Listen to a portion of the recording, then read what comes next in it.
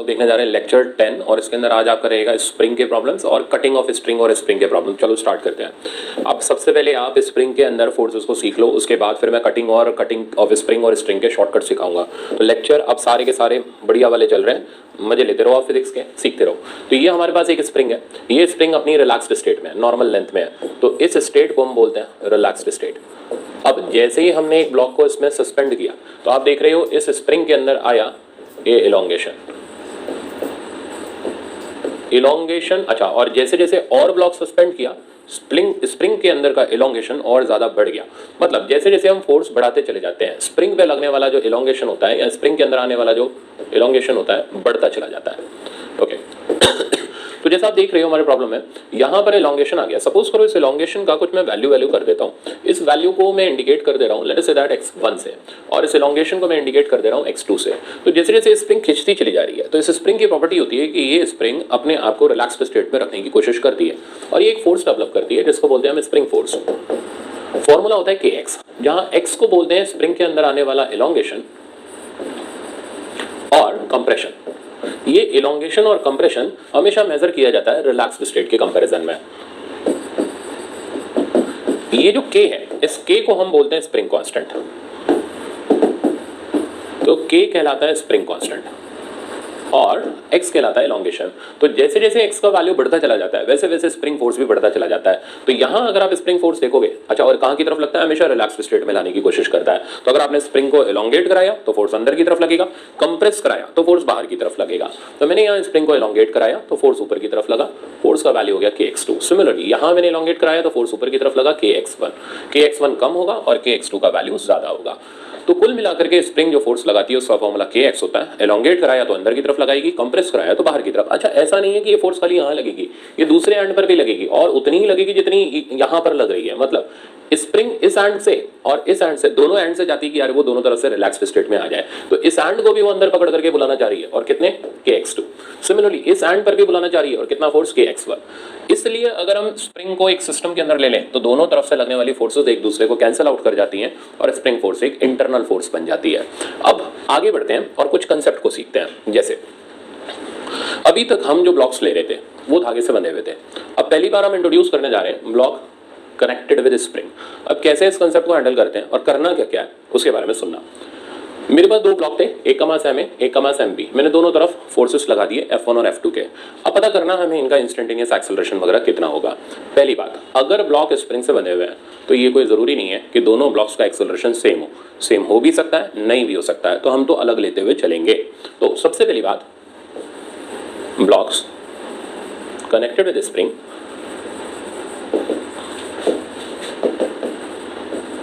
may move with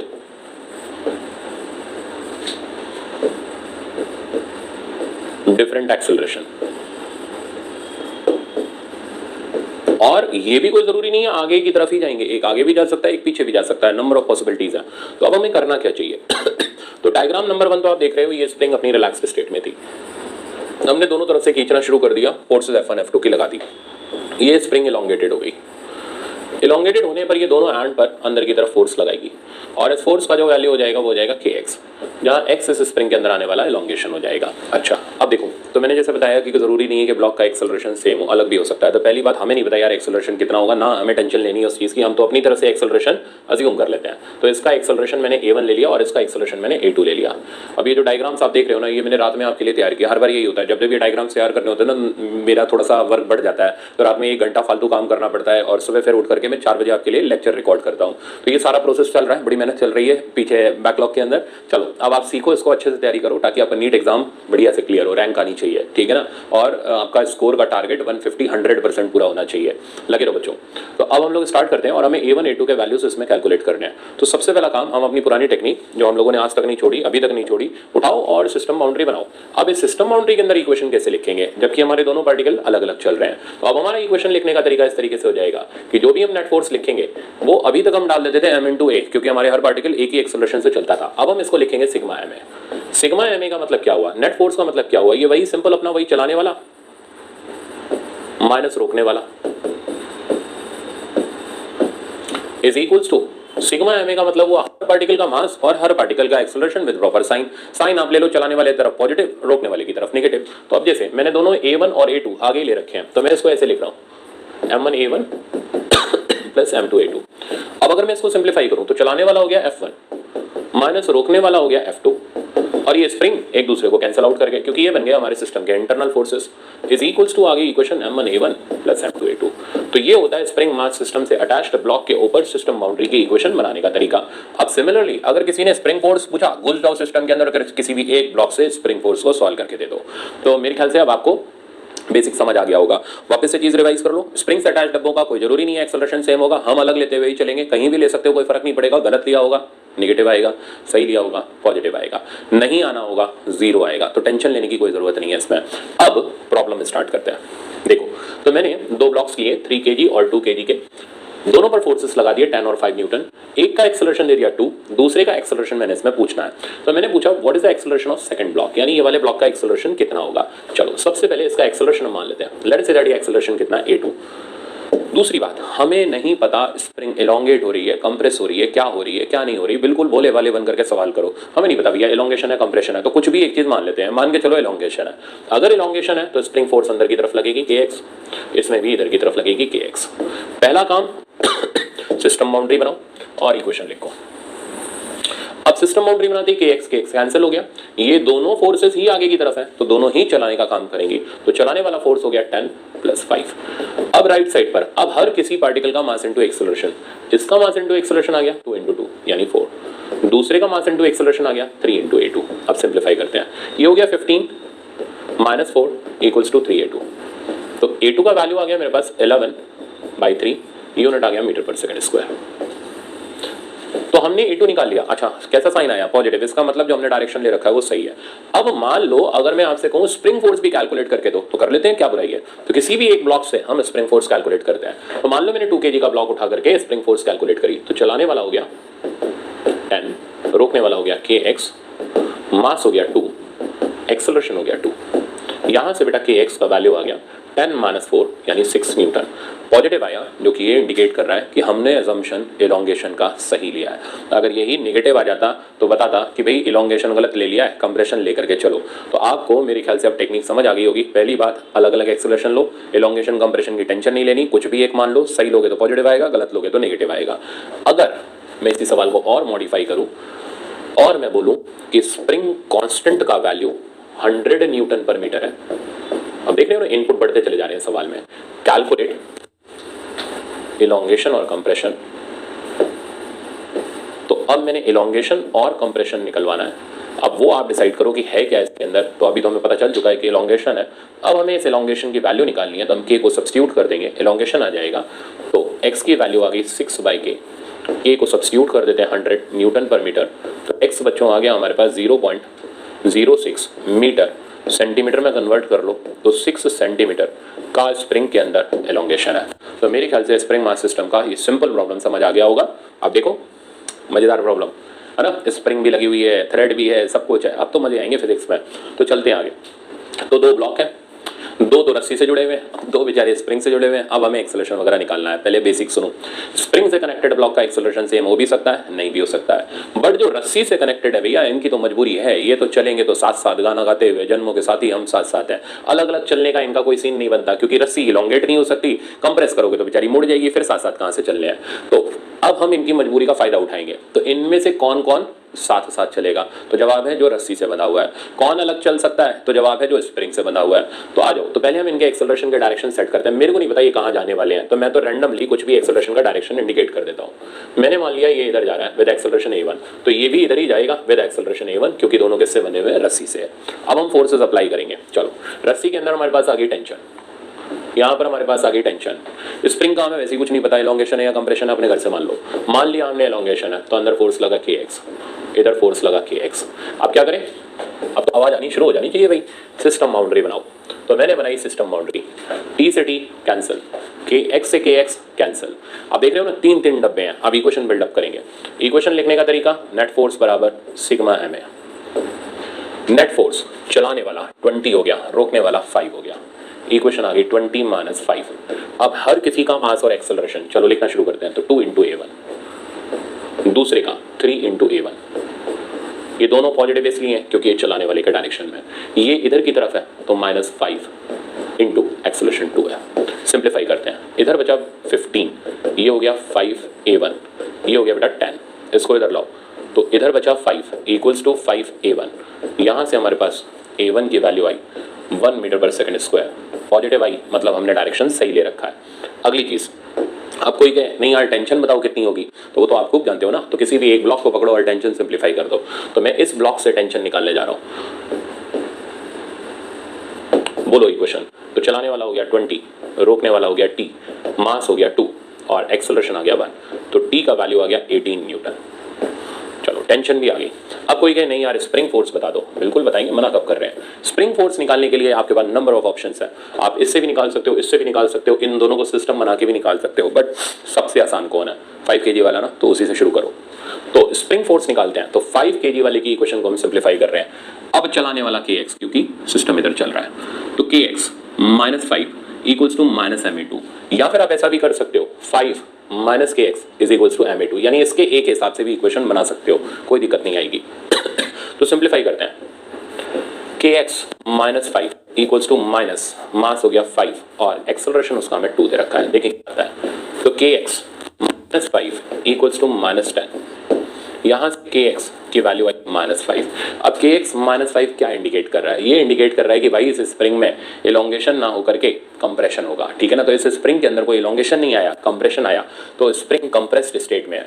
अगर मैं k का वैल्यू दे दूं, let us say that k is equals to 100 newton per metre, और मैं आपसे कहूँ नहीं मेरे को यार x का वैल्यू बताओ, तो फिर आप आराम से बता सकते हो x का वैल्यू हो गया -5/100, यानी आंसर आया -5 सेंटीमीटर। तो माइनस इंडिकेट कर रहा है कि हमने एलोंगेशन माना है, बट एक्चुअली में वहाँ पर कंप्रेशन होगा। आई थिंक अब ये बड़ा सवाल भी अब आपको समझ आ गया होगा कि क्या क्या इसके रिजल्ट्स रहते हैं, कैसे हमें हैंडल करना होता है। एक और रखा है मैंने, देखो। तो ये नेक्स्ट प्रॉब्लम है मेरे पास। नेक्स्ट क्या, ये एक्चुअली में वही है, बट मैंने उसी डायग्राम में वहाँ पर प्रॉब्लम को सिंप्लीफाई कर दिया, तो अब आपको इस सेकंड डायग्राम की जरूरत नहीं रही। ओके, मैं बढ़ता हूँ नेक्स्ट प्रॉब्लम पर। हाँ, ये आए ना बढ़िया से प्रॉब्लम। तो देखो आप, अब यहाँ पर हमारे पास ये दो ब्लॉक थ्रेड से कनेक्टेड है, बीच में यहाँ पर स्प्रिंग कनेक्टेड है, इसका एक्सेलरेशन 2 मीटर पर सेकंड स्क्वायर है और A2 हमें निकालना है। तो शुरू करते हैं। अब डायग्राम मैंने साथ के साथ दूसरा रखा हुआ है, आज बेटा। तो किस किस का एक्सेलरेशन तो सेम होगा, तो जो जो रस्सी से बंधे हुए हैं उनका तो सेम होगा। तो ये इधर भाग रहा है तो ये भी इधर ही भागेगा 2 मीटर पर सेकंड स्क्वायर से, और हमें किसका वैल्यू निकाल के देना है, तो हमें इस A2 का वैल्यू निकाल करके देना है, बिल्कुल बता देंगे। अब फोर्सेस अप्लाई करते हैं। फोर्सेस में नीचे की तरफ आ गया 20, ऊपर की तरफ आ गया kx, इधर से इधर की तरफ भी kx, इसका वेट नीचे की तरफ 30, ऊपर की तरफ टेंशन, इधर की तरफ टेंशन। तो ये हमने सारी की सारी फोर्सेस इसमें अप्लाई कर ली। अब वही पुराना तरीका, सिस्टम बाउंड्री बनाते हैं। तो ये बनाई हमने सिस्टम बाउंड्री, t से t कैंसिल, kx से kx कैंसिल। अब चलाने वाला हो गया 20 और 30, रोकने वाला कोई है नहीं, तो इक्वेशन बन गई 20 + 30 इज इक्वल्स टू हर किसी का मास और एक्सेलरेशन। इसका मास 2, एक्सेलरेशन नहीं पता, 2A2, अगले का मास 3, एक्सेलरेशन 2, तो 3 × 2। ऊपर जो ब्लॉक है मास 5 × 2, देखें क्या आया। इधर बचा हमारे पास 30 और 20 हो गया 50, राइट साइड पर आ गया 2A2, ये हो गया 6, ये हो गया 10, यानी 16। इसको इधर भगाते हैं, आंसर आया 44 इक्वल्स टू 2A2। तो A2 का बेटा वैल्यू अपने पास आ गया 22 मीटर पर सेकंड स्क्वायर। तो ऊपर वाले ब्लॉक का एक्सेलरेशन होगा 22 मीटर पर सेकंड स्क्वायर। अब अगर आपको एलोंगेशन या कंप्रेशन निकालना है या kx निकालना है, किसी भी एक ब्लॉक से सिंप्लीफाई कर लो, प्रॉब्लम खत्म। तो मेरे ख्याल से अब आपको स्प्रिंग से कनेक्टेड, थ्रेड से कनेक्टेड, दोनों साथ साथ कनेक्टेड आ जाने चाहिए। अब हम बढ़ते हैं आगे। अब देखो नेक्स्ट एग्जांपल, क्या हेडिंग है, कटिंग ऑफ स्ट्रिंग, मजेदार है, अब सीखो। तो हमें एक डायग्राम दे रखा है जिसमें 3 मासेस है, बीच में स्प्रिंग बंधी हुई है, इधर धागा इधर धागा है। हमें एक थ्रेड को कट करके जाना है। जैसे ही हम थ्रेड को कट करेंगे हमें उनके इंस्टेंटेनियस एक्सेलरेशन निकालने हैं। पहले कंसेप्ट सुनो, ये पूरा सिस्टम इक्विलिब्रियम में है, तो पहले फोर्सेस लगा लो, और फोर्सेस लगाओगे तो फोर्सेस जो जो लगेंगी पहले मैं लगा के दिखा रहा हूँ। तो सिस्टम इक्विलिब्रियम में फोर्सेस हमेशा नीचे से शुरू करना ताकि सारी आपस में बैलेंस रहे, ठीक है ना। तो मैं स्टार्ट कर रहा हूँ, आप देखना बेटा। नीचे की तरफ आ गया M1G, इस रस्सी में आ गया टेंशन T1, और ये T1 का जो वैल्यू हो गया, टेंशन का जो वैल्यू हो गया, वो और कुछ नहीं है, M1G के बराबर हो गया, क्योंकि सिस्टम इक्विलिब्रियम में रेस्ट पर है। तो T1 M1G के बराबर हो गया। यहाँ पर भी नीचे आ गया T1, साथ में आ गया M2G। स्प्रिंग में फोर्स आ गई kx, इधर भी फोर्स आ गई kx, अच्छा, अब के एक्स की वैल्यू निकालने के दो ऑप्शन है, के एक्स बराबर m2g प्लस T1 कर सकते हो, नहीं मन है छोड़ो, इसको सिस्टम बना लो, T1 कट गया, के एक्स का वैल्यू m2g प्लस m1g, यानी हर ऊपर लगने वाला फोर्स नीचे जितना वेट है उसके बराबर हो गया। तो अगर मैं इधर का टेंशन पूछूं ना, सबको सिस्टम बना दो, आंसर हो गया m1 plus m2 plus m3g। मैं इधर का फोर्स पूछूं, बना दो नीचे सिस्टम m1 प्लस m2g, इधर पूछूं तो नीचे सिस्टम बना दो, कहीं का भी फोर्स पूछूं पकड़ दो, सिस्टम बना दो और टेंशन या स्प्रिंग फोर्स की वैल्यू निकाल दो। अच्छा, अब साथ में नीचे की तरफ हमारे पास आ गया m3g, ऊपर की तरफ मेरे पास टेंशन आ गई T2। तो अब सारी फोर्सेस आप जानते हो, ये kx का वैल्यू आप जानते हो m1g प्लस m2g, मैं लिख भी दूं आगे या फिर छोटा डायग्राम गंदा हो जाएगा। T2 की वैल्यू भी आप जानते हो m1 plus m2 plus m3g, तो हर जगह की फोर्स आप जानते हो। अब कंसेप्ट सुनो, जब हम रस्सी काटते हैं तो रस्सी काटते रस्सी की टेंशन तुरंत जीरो हो जाती है, पर स्प्रिंग की फोर्स तुरंत चेंज नहीं होती, क्योंकि स्प्रिंग की फोर्स तभी चेंज होगी जब स्प्रिंग में एलोंगेशन या कंप्रेशन आएगा। एलोंगेशन आना और कंप्रेशन आना एक टाइम इंटरवल लेता है, मतलब समय लेता है, तुरंत स्प्रिंग फोर्स चेंज नहीं होती। तो किसी भी रस्सी के काटने पर स्प्रिंग फोर्स तुरंत चेंज नहीं होगी, जितनी पहले थी उतनी ही बाद में रहेगी, कुछ देर बाद होगी। बट हम कुछ देर बाद बात ही नहीं कर रहे हैं, हम बात कर रहे हैं तब at the instant of cutting the rope. तो जिस वक्त रस्सी काट रहे हैं हम उसी वक्त की बात कर रहे हैं, उस वक्त स्प्रिंग फोर्स चेंज नहीं होगी, ये बात अच्छी तरह ध्यान रखना। तो अब एक एक वैल्यू यहां पर पहले हम कंप्लीट करते हैं। तो जो T1 था बेटा वो था अपना m1g के बराबर, जो kx था वो था अपना m1 प्लस m2g के बराबर, और जो ये T2 था ये था अपना m1 plus m2 plus m3g के बराबर। तो सारे फोर्सेस हमने एज इट इज लिखे। अब मैंने ये रस्सी काट दी, तो यहाँ वाली रस्सी को मैंने काट दिया, इस रस्सी के कटते ही इस रस्सी की टेंशन गायब हो गई, मतलब इधर की टेंशन तुरंत जीरो हो गई, तो यहाँ का टेंशन जीरो हो गया। अब चेक करो, नीचे फोर्स लगा m1g, ओके, यहाँ की टेंशन गायब हो गई, यहाँ नीचे m2g जैसा लग रहा है वैसा लगेगा, बस टेंशन गायब हो गई। स्प्रिंग फोर्स जैसा था वैसा ही लगेगा, क्योंकि स्प्रिंग को चेंज होने के लिए उसको फूलना पिचकना पड़ेगा, एलोंगेट कंप्रेस होना पड़ेगा। हम instant of cutting the rope की बात कर रहे हैं, m1 प्लस m2g, नीचे लगा kx एज इट इज वही m1 प्लस m2g, और साथ में नीचे लगा m3g। अब क्योंकि ये स्प्रिंग फोर्स चेंज नहीं हुआ तो इस रस्सी का टेंशन भी चेंज नहीं होगा, जितना पहले था उतना ही बाद में रहेगा। अब एक एक डब्बे को पकड़ो और ऑब्जर्व करो। जैसे शुरुआत हम कर रहे हैं इसमें इस ब्लॉक से, क्या अब इस ब्लॉक की फोर्सेस बैलेंस है? चेक करो, पहले ऊपर भी m1g नीचे भी m1g, अब ये रस्सी कटने से टेंशन गायब हो गई, तो इस ब्लॉक की फोर्सेस अनबैलेंस हो गई और ये नीचे गिरने लगा विद एक्सेलरेशन a1। इस एक्सेलरेशन को निकालने के लिए चलाने वाला हो गया m1g, रोकने वाला 0। तो मैं इधर सिंप्लीफाई कर रहा हूँ, फॉर m1 इक्वेशन आ गई m1g माइनस 0 इक्वल्स टू आ गया m1 a1। तो a1 की वैल्यू मेरे पास g के बराबर आ गई, यानी इस डब्बे का एक्सेलरेशन मेरे पास g के बराबर हो गया। सिमिलरली अब अगर मैं ऊपर वाले डब्बे की फोर्सेस को चेक करूं तो ऊपर तो m1 प्लस m2g लग रहा है, नीचे m2g लग रहा है, ये भी अनबैलेंस हो गया, ये ज्यादा हो गया ये कम हो गया, तो ये ब्लॉक ऊपर चला। तो फॉर m2 के लिए अगर मैं इक्वेशन देखूं यहां पर तो चेक करना, वो हो गई m1 प्लस m2g, ये हो गया चलाने वाला, माइनस m2g ये हो गया रोकने वाला, इक्वल्स टू इसका मास हो गया m2 और एक्सेलरेशन हो गया a2। m2g कट गया और a2 का बेटा वैल्यू आ गया हमारे पास m1g डिवाइडेड बाय m2। अब हम आते हैं लास्ट में डब्बा नंबर 3 पर, m3 की फोर्सेस ऊपर और नीचे बैलेंस्ड है, ये तब तक चेंज नहीं होगी जब तक स्प्रिंग फोर्स ना चेंज हो, और स्प्रिंग फोर्स को चेंज होने के लिए टाइम चाहिए। तो क्योंकि इसकी फोर्सेस बैलेंस्ड है इसलिए m3 का एक्सेलरेशन 0 हो जाएगा, यानी a3 का वैल्यू हमारे पास 0 आ जाएगा। अब ट्रिक की बात, ये तो पागलों की तरह मिथ्या बनाते रहेंगे नहीं, एक लाइन में कराऊंगा अभी आपको। तो कुल मिला करके इस रस्सी के काटते ही ये टेंशन गायब हुई। अब ध्यान से सुनना, कितनी थी पहले m1g, गायब हो गई। तो मेरे को बताओ इसके गायब होते ही इसका नेट फोर्स कितना बचा? m1g ही तो बचा। इसका नेट फोर्स भी कितना बचा? ये माइनस ये m1g ही बचा। कुछ समझ आ रहा है? तो जब हम स्ट्रिंग काटते हैं तो उस स्ट्रिंग की टेंशन ही दोनों डब्बों पर नेट फोर्स बन जाती है जी, यानी ये स्प्रिंग काटते ही नेट फोर्स हो जाएगी m1g और इसका एक्सेलरेशन हो जाएगा नेट फोर्स बाय मास यानी m1g बाय m1 यानी g, और इसका एक्सेलरेशन हो जाएगा नेट फोर्स यानी m1g बाय मास यानी m1g बाय m2।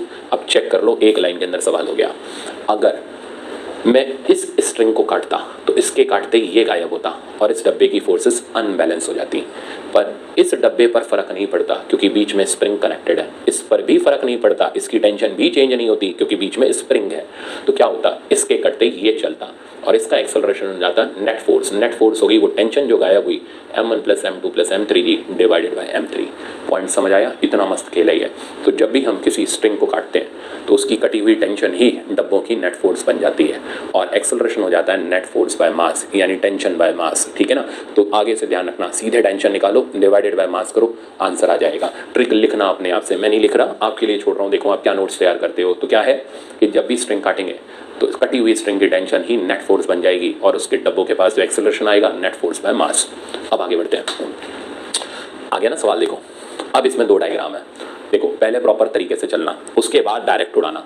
तो पहले प्रॉपर तरीके से फोर्स लगाओ। नीचे 20 आ गया, ऊपर टेंशन 20 आ गया, इधर टेंशन 20 आ गया, साथ में इधर 30 आ गया, इधर के एक्स का वैल्यू 50 आ गया। इधर से बैलेंस करना, इधर से करो, पूरे से करना पूरे से करो, जैसे मर्जी वैसे कर सकते हो। इधर के एक्स 50 आ गया, साथ में इधर 50 और लग गया, इधर का टेंशन T2 100 आ गया। तो अब हम रस्सी काटते हैं। तो हमने ये वाली रस्सी काटी तो इसके और इसके पास एक्सेलरेशन आएगा, इसके पास नहीं आएगा क्योंकि बीच में स्प्रिंग कनेक्टेड है। तो रस्सी कटते ही ये डब्बा नीचे फॉल किया, ये डब्बा ऊपर गया और इसका एक्सेलरेशन 0 ही रहा।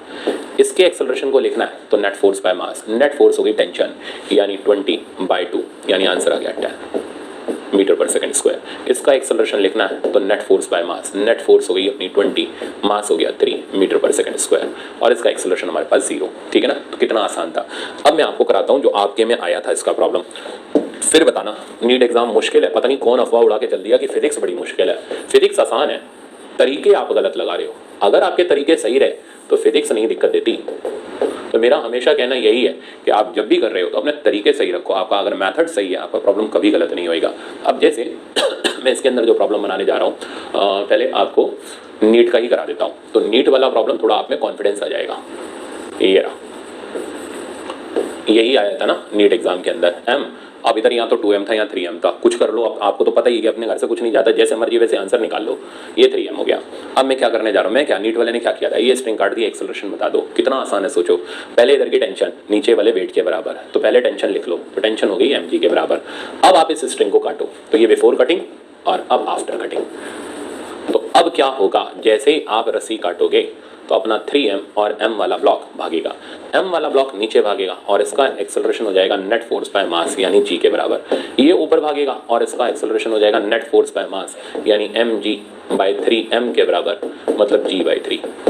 कितनी देर का काम था, 10 सेकंड का सिर्फ। फिर भी लोग छोड़ के आ जाते हैं कि स्ट्रिंग और स्प्रिंग काटना बड़ा मुश्किल है। अभी तो मैंने एक चीज़ सिखाई, स्ट्रिंग काटना, ये तो आ चुका। आई हुई चीज़ थोड़ा ना दोबारा से पूछना बैठा है। अब नई चीज़ सिखा रहा हूँ, स्प्रिंग काटना। देखो अब मेरे पास ये नया डायग्राम है और देखो इसके अंदर मैंने स्प्रिंग को कट किया है। स्प्रिंग कट करना थोड़ा सा डिफिकल्ट हो जाता है, स्ट्रिंग कट करना कंपैरेटिवली आसान रहता है। बट ठीक है, कोई नहीं, डिफिकल्ट होता है तो होता है, करेंगे कंप्लीट। आ जाओ, अब पहले फोर्सेस लगा लो। अब तो खूब आती हैं आपको फोर्सेस लगानी। इधर आ गया m1g, इधर आ गया kx1 कर देते हैं इसको, जिसका वैल्यू खुद m1g के बराबर हो गया। इधर आ गया वही kx1 इसलिए लिख रहा हूँ क्योंकि दो स्प्रिंग है तो नाम अलग अलग चलाएंगे इसका तो अच्छा रहेगा। m1g, साथ में इधर बेटा आ गया m2g, इधर आ गया टेंशन t जिसकी वैल्यू हो गई नीचे के वेट के बराबर, यानी m1 + m2g। चेक कर लेना, हर जगह ये बैलेंस मिलेगा। सिमिलरली इधर टेंशन आ गई m1 + m2g, इधर आ गया हमारे पास m3g, ऊपर आ गया मेरे पास kx2 और इसका वैल्यू भी आ गया मेरे पास, जो भी नीचे वेट है सबके बराबर, यानी m1 + m2 + m3 times g। अब चेक करो, मैंने इस स्प्रिंग को काटा, अब इस स्प्रिंग के कटते ही स्प्रिंग फोर्स गायब हो जाएगी, पर रस्सी की टेंशन तुरंत चेंज हो जाएगी। यानी स्प्रिंग के कटते ही रस्सी जो होती है वो तुरंत चेंज हो जाती है, क्योंकि उसको थोड़ा ना फूलना पिचकना है, बट स्प्रिंग की फोर्स तुरंत चेंज नहीं होती। अब इस चीज का यहाँ मीनिंग समझो। मतलब ये है, इस डब्बे के ऊपर जो नीचे की तरफ फोर्स बचा वो m1g तो जैसा था वैसा ही बचा, kx गायब हो गया। इधर नीचे की तरफ m2g बचा, इस फोर्स के गायब होते ही स्प्रिंग का ये जो रस्सी का टेंशन था ये थोड़ा सा कम हो गया, नाम इसका टी डैश, नाम इसका टी डैश। इधर साइड पर m3g लगा। अब ये स्प्रिंग का फोर्स जो kx2 है ये इस इंस्टेंट पर जितना पहले था उतना ही रहा, क्योंकि इसको चेंज होने के लिए टाइम चाहिए। तो कौन समय लेता है? Spring force. कौन समय नहीं लेता? स्ट्रिंग का फोर्स। स्ट्रिंग मतलब रस्सी का फोर्स। तो kx2 का वैल्यू हमारे पास आया m1 plus m2 plus m3g। अब आगे सुनो, अब क्या होगा, ये कटते ही ये भी चलेगा, ये भी चलेगा, पर ये बंधा हुआ है रस्सी से तो मजबूरी है, चलेंगे तो दोनों साथ साथ चलेंगे, नहीं तो कोई नहीं चलेगा। मतलब इनमें तो हम सिस्टम बाउंड्री बनाते हैं और दोनों को भगा देते हैं एक साथ ऊपर, और इस अकेले डब्बे को हम भगाते हैं नीचे की तरफ। इसके एक्सेलरेशन का नाम a2 कर देते हैं, इसका नाम a1 कर देते हैं। मतलब इस स्प्रिंग काटने के बाद जो डब्बे रस्सी से बंधे हैं वो तो साथ चलेंगे अगर चलेंगे तो, नहीं तो दोनों में से कोई नहीं चलेगा। और जो बेचारा अकेला है वो तो जिधर नेट फोर्स होगी उधर चलेगा। तो अब इसकी नेट फोर्स भी कितनी हो गई? वही जो स्प्रिंग गायब हुआ वही इसकी नेट फोर्स बन गई। तो इसकी नेट फोर्स भी नीचे की तरफ m1g है। तो अगर मैं a1 का वैल्यू निकालूं तो फॉर m1 नेट फोर्स हमारे पास kx है और kx का वैल्यू m1g था। तो for m1 F net is equals to m1 into a1। F net की वैल्यू बेटा m1g है is equals to m1 into a1। यहाँ से a1 का वैल्यू आ गया g, तो इसका एक्सेलरेशन तो g रहा। अब m2 और m3 पर नेट फोर्स कितनी है? मजे की बात है, वो भी अगर आप चेक करोगे ना तो m1g ही आएगी, क्योंकि जो फोर्स आप हटाते हो वही तो नेट फोर्स बन जाता है। चलो चेक कर लो, टी डैश कैंसिल हो गया, इसमें से इन दोनों को माइनस करोगे क्या बचेगा? m1g। तो मतलब चाहे रस्सी काटो चाहे स्प्रिंग काटो, जो कटा वही नेट फोर्स बना। हाँ बस अंतर इतना है कि जो रस्सी से जुड़े हुए डब्बे हैं उनकी मजबूरी है साथ चलना, स्प्रिंग वालों की कोई मजबूरी नहीं है साथ चलना। अब हम आते हैं फॉर m2 एंड m3। तो m2 और m3 का नेट फोर्स, उनके मास m2 प्लस m3 एक साथ इसलिए किया क्योंकि ये चलेंगे तो साथ चलेंगे इनटू एक्सेलरेशन। और जो नेट फोर्स है वो निकालने की जरूरत ही नहीं है, वो सीधे सीधे जो स्प्रिंग फोर्स गायब हुआ यानी m1g के बराबर है, is equals to m2 plus m3 times a2। इधर से हमारे पास a2 का वैल्यू आ गया m1g divided by m2 plus m3। तो ये मेरे पास a2 का वैल्यू आया। और मैंने दोनों एक्सेलरेशंस आपको निकाल करके दिखाई कि कैसे कैसे करके हम लोग एक्सेलरेशंस निकालते हैं। अब प्रॉब्लम देखते हैं, इससे अब बढ़िया आ जाएगा। अब तो आपको कोई मन में डाउट ही नहीं रहेगा। चलो अब आप डायरेक्ट भी कर सकते हो, जैसे मर्जी वैसे कर लो, पर मैं फिर भी सजेस्ट करूंगा लगाओ फोर्सेस, इससे तो और अच्छा कंसेप्ट ही हो रहा है ना अपना। इधर आया F स्प्रिंग, मैं इसको F1 लिख ले रहा हूँ शॉर्टकट में, ये वैल्यू हो गया 20 न्यूटन। नीचे की तरफ आया F1, वैल्यू हो गया 20 न्यूटन। इसका वेट नीचे की तरफ 30 न्यूटन। इधर स्प्रिंग के अंदर आया टेंशन 30 और 20 50 न्यूटन। इधर स्प्रिंग के रस्सी के अंदर आया टेंशन 50 न्यूटन। ब्लॉक का वेट नीचे आया 50 न्यूटन। स्प्रिंग फोर्स F2 ऊपर आया 100 न्यूटन। क्या किया भाई? स्प्रिंग का हमने यहाँ पर कट कर दिया। तो अब ये डब्बा नीचे चला विद एक्सेलरेशन a1 और ये दोनों ऊपर चले विद एक्सेलरेशन a2। आप ऐसे करके a1 a2 निकाल लो। बेचारा आम मेडिकल का स्टूडेंट सोचता रह जाएगा यार कैसे किया। आप ये ट्राई करके देखना अपने दोस्तों के साथ, उसको देना स्प्रिंग, कहना स्प्रिंग काट के दिखाओ, थोड़ा सा ना उसकी हार्ट बीट बढ़ जाएगी, यार पता नहीं क्या सीख के आ गए। तो ये थोड़ा सा चेक करते रहा करो। ऐसे सवाल अपनी जेब में बड़े जरूरी होते हैं, ताकि जब हम ग्रुप में चल रहे हो ना तो अपनी इज्जत बनाने के लिए थोड़े बहुत सवाल हमारे पास होने चाहिए। ये उनमें से एक है। अगर आ गया तो पता चले आया नहीं और तुम वहाँ फैल गए जा करके, तो फिर बेइज्जती हो जाएगी आपकी नहीं मेरी, ठीक है ना। तो अच्छी तरीके से सीख करके चलो, यार हाल में आना चाहिए। अब अगर मैं सिंप्लीफाई करूं तो 2 kg ब्लॉक के लिए